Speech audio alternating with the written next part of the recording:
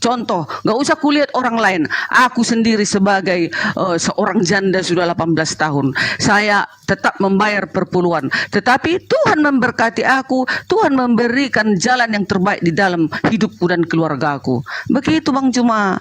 Jadi kita nggak usah bilang meniru-niru. Walaupun kita bilang meniru-niru, tak apa-apa. Kita meniru kebaikan. Asal jangan kita meniru kejahatan gitu. Silakan.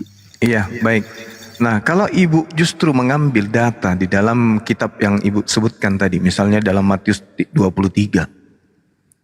Matius 23 kemudian Ibu bawa nomor 23. Celakalah kamu, hai ahli-ahli Taurat dan orang Farisi. Itu jelas tuh.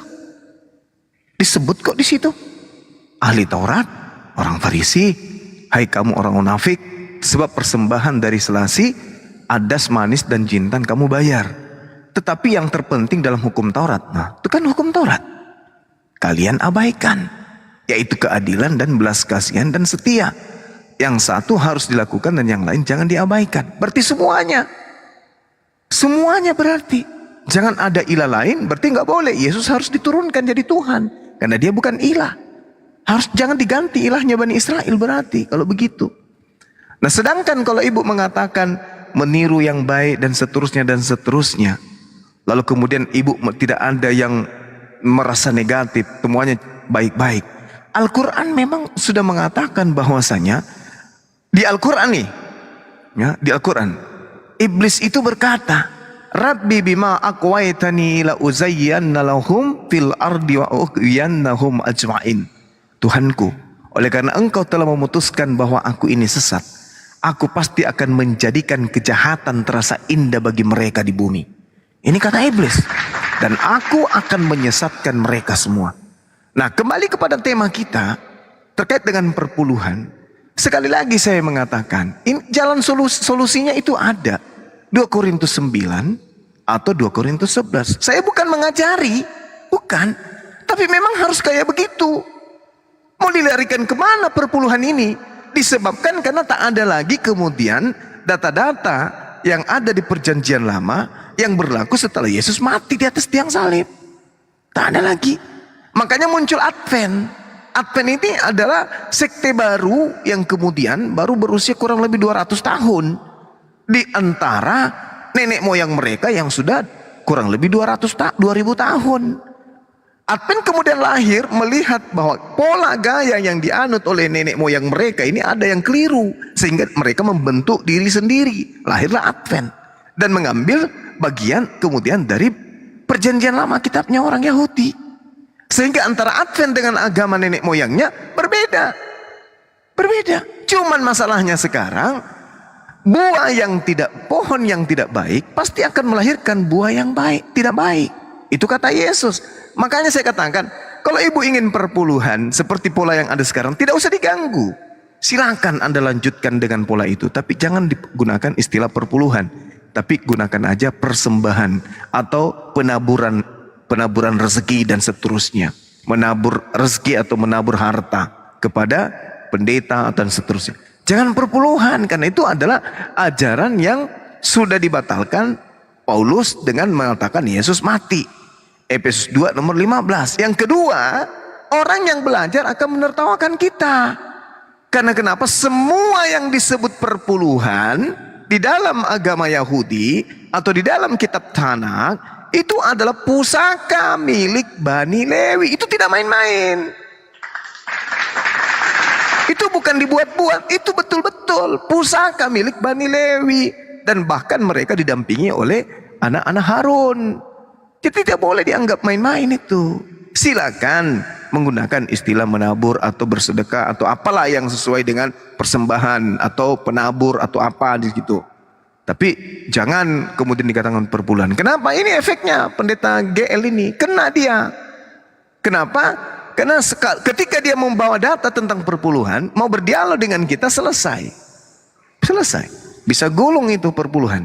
Kecuali mengatakan bahwa ya kita nggak pakai perpuluhan, yang kita pakai ini dan ini. Artinya sementara ini kita punya kesimpulan bahwa pendeta GL ini ya merampok. Karena tidak ada dasar perpuluhan di dalam perjanjian baru. Merampok yang ada.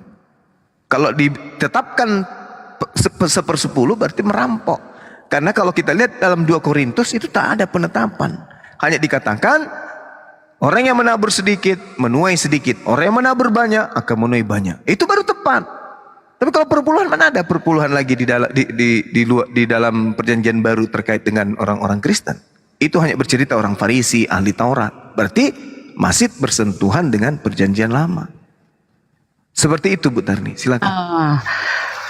Pusaka milik Bani Lewi, kan itu tadi Bang Juma bilang. Yes, Iya. awalnya memang itu diberikan pusaka milik Bani Lewi. Yes, tetapi tidak mungkin Allah itu hanya milik orang-orang Bani Israel. Tidak kan? Tidak mungkin ajaran dan kebenaran itu hanya milik orang-orang Israel. Tidak mungkin. Saya, Dearni Simatupang, orang Batak yang ada tinggal di Medan. Termasuk saya ini adalah Bani Israel rohani. Bukan secara gen. Bukan ya. Tetapi Bu Darni ini termasuk secara rohani. Termasuk umat-umat Tuhan yang dikatakan oleh Israel. Israel artinya umat-umat Tuhan yang sudah tersebar di segala penjuru dunia. Makanya Yesus mengatakan, pergilah ke seluruh bangsa, kabarkan, ajarlah mereka. Kan katanya, sampailah kepada siapa? Ibu Darni, orang Batak yang ada di Medan.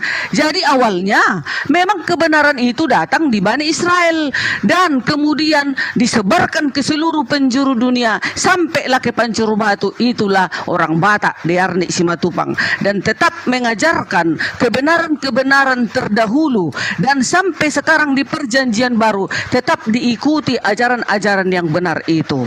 Nah, kalau Bang Juma atau teman-teman yang lain mengatakan itu, malulah kita meniru-niru orang Bani Israel. Ngapain malu kita meniru orang yang benar? Kecuali kita meniru orang yang bejat. Kalau orang yang benar kita tiru, Tuhan akan bergembira, malaikat di sorga akan bertepuk tangan.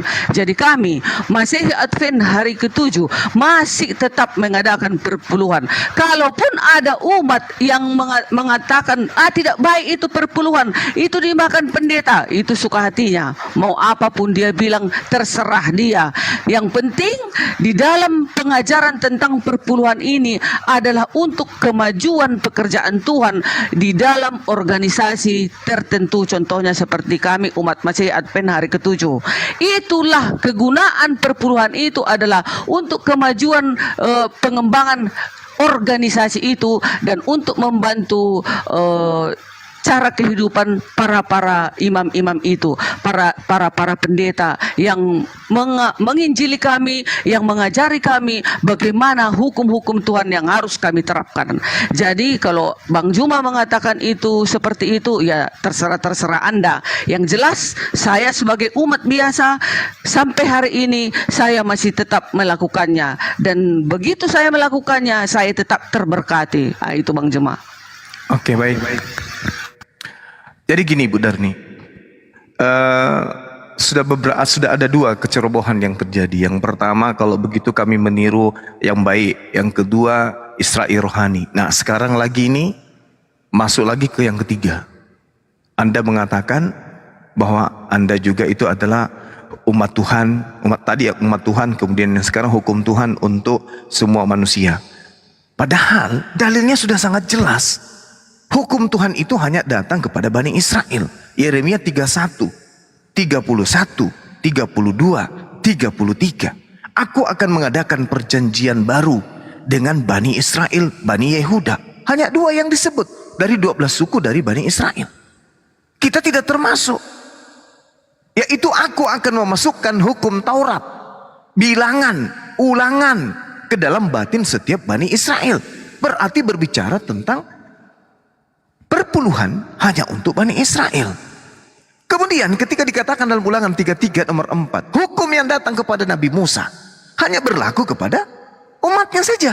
Begitu juga di Mazmur 147, hukum yang datang kepada Yakub dan keturunan Israel hanya berlaku kepada mereka dan tidak berlaku kepada bangsa lain. Berat ini memang, berat. Nah sekarang kalau berbicara mengenai domba-domba atau Israel yang berserak kemana-mana. Tak ajarin supaya bisa paham dengan baik. Di dalam kemurkaan Tuhan kepada Bani Israel, berdasarkan Al-Quran surah Al-Ma'idah dan juga terhadap Yehezkiel 5, di situ dikatakan begini. Sebab itu beginilah firman Tuhan Elohim, oleh karena engkau lebih jahat dari bangsa-bangsa yang ada di sekitarmu, dan kelakuanmu tidak selaras dengan ketetapan-ketetapanku, dan engkau tidak melakukan peraturan-peraturanku, bahwa engkau melakukan peraturan-peraturan bangsa-bangsa di sekitarmu. Sebab itu beginilah firman Tuhan Elohim, lihat aku, ya aku sendiri yang akan melawanmu wahai Israel. Aku akan menjatuhkan hukuman kepadamu di hadapan bangsa-bangsa, oleh karena segala perbuatan dan yang keji yang kuperbuat terhadapmu, yang belum pernah kuperbuat dan yang tidak akan pernah lagi kuperbuat. Sebab itu di tengah-tengah ayahnya akan memakan anak-anaknya, dan anak-anak akan memakan ayahnya, dan aku akan menjatuhkan hukuman kepadamu. Sedang semua yang masih tinggal daripadamu akan kuhamburkan ke semua penjuru angin. Ini yang dihamburkan ini bukan orang Batak. Sebab itu demi aku yang hidup, demikianlah firman Tuhan Elohim, sesungguhnya oleh karena engkau menajiskan tempat suciku dengan segala dewamu yang menjijikkan, dan dengan segala perbuatanmu yang keji, aku sendiri akan meruntuhkan engkau. Aku tidak akan merasa sayang dan tidak akan belas kasih kepada kamu. Sepertiga daripadamu akan mati kena sampar dan mati kelaparan di tengah-tengahmu. Sepertiga akan tewas dimakan pedang di sekitarmu, dan sepertiga lagi akan kuhamburkan ke semua mata angin, dan aku akan menghunus pedang dari belakang. Ini sepertiga yang dihamburkan ini dari Bani Israel, bukan Bani Batak. Kok tiba-tiba nyangkut di sana di Panjar Batu? Di dalam Yeremia 23 nomor 2, celakalah para gembala yang membiarkan kambing domba gembalaku hilang dan berserak. Demikianlah firman Tuhan. Sebab itu beginilah firman Tuhan Eloi Israel terhadap para gembala yang menggembalakan bangsaku. Kamu telah membiarkan kambing dombaku terserak dan bercerai-berai, dan kamu tidak menjaganya. Maka ketahuilah, aku akan membalaskan kepadamu perbuatan-perbuatan jahatmu. Demikianlah firman Tuhan. Ini bercerita tentang Israel, dan aku sendiri akan mengumpulkan sisa-sisa kambing dombaku dari segala negeri kemana aku mencerai beraikan mereka dulunya, dan aku akan membuat mereka kembali kepada mereka. Mereka akan berkembang biak dan bertambah banyak. Ini yang dimaksud adalah Bani Israel, bukan Bani Batak. Satu lagi, Yeremia 50:17. Israel adalah seperti domba yang dicerai beraikan, dihalaukan oleh singa-singa. Mula-mula Raja Asyur memakan dia, dan sekarang pada akhirnya Nebukadnezar Raja Babel mengerumit tulang-tulangnya. Sebab itu beginilah firman Tuhan semesta alam, Elo Israel, sesungguhnya aku akan menghukum Raja Babel dan negerinya seperti aku telah menghukum Raja Asyur. Tetapi aku akan mengembalikan Israel ke padang rumputnya, supaya ia makan rumput di atas Karmel dan Basan, dan menjadi kenyang di atas pegunungan Efraim dan Gilead. Pada waktu itu dan pada masa itu, demikianlah firman Tuhan, orang akan mencari kesalahan Israel tetapi tidak didapatnya, dan dosa Yehuda tetap tidak akan ditemukannya. Sebab aku mengampuni orang-orang yang kubiarkan tinggal hidup, tidak perlu mati di atas tiang salib. Nah, artinya ini berbicara tentang internal Bani Yakob, dalam hal ini Bani Israel, tak ada hubungannya dengan Batak. Sekali lagi saya katakan, mungkin pola yang dipakai ini adalah 2 Korintus 11 nomor 9 atau nomor 8. Jemaat-jemaat lain telah kurampok dengan menerima tunjangan dari mereka, supaya aku dapat melayani kamu. Jadi sulau, kata rampok ini diganti menjadi perpuluhan. Itu bagus. Tapi kalau mau jadikan perpuluhan itu dasar dari kitabnya orang Yahudi, aduh janganlah. Jangan. Kasihan. Tidak ada dasarnya, tidak ada hak, tidak ada legalitas standingnya yang dijadikan dasar Kristen sekte apapun untuk menggunakan konsep perpuluhan. Tidak ada. Saya bukan mau menggurui, tapi saya ini orang belajar. Saya bukan orang yang hanya baca. Saya orang belajar, saya mengkaji, saya meneliti. Tidak ada perpuluhan untuk orang Kristen, tak ada. Yang ada hanya persembahan, yang ada hanya pemberian, yang ada hanya istilahnya tuh, sukacita dan seterusnya. Kalau di Islam infak sedekah, itu yang ada. Tapi kalau perpuluhan tidak ada jalannya. Tidak ada jalannya. Jadi sekali lagi saya katakan kepada Bu Darni dan Pendeta Gilbert, jangan Anda bangga dengan hukum yang Anda contek dari agama lain lalu menghujat ajaran agama Islam. Jangan. Karena perpuluhan itu hanya milik hak kepunyaan bangsa Lewi sebagai milik pusaka. Anda mempermalukan diri Anda sendiri. Sebab Kristen tak ada hak satu helai bulu pun terhadap hukum pada Bani Israel terkait dengan perpuluhan. Jangankan Kristen, Benyamin pun tak berhak. Jangankan Kristen, Yehuda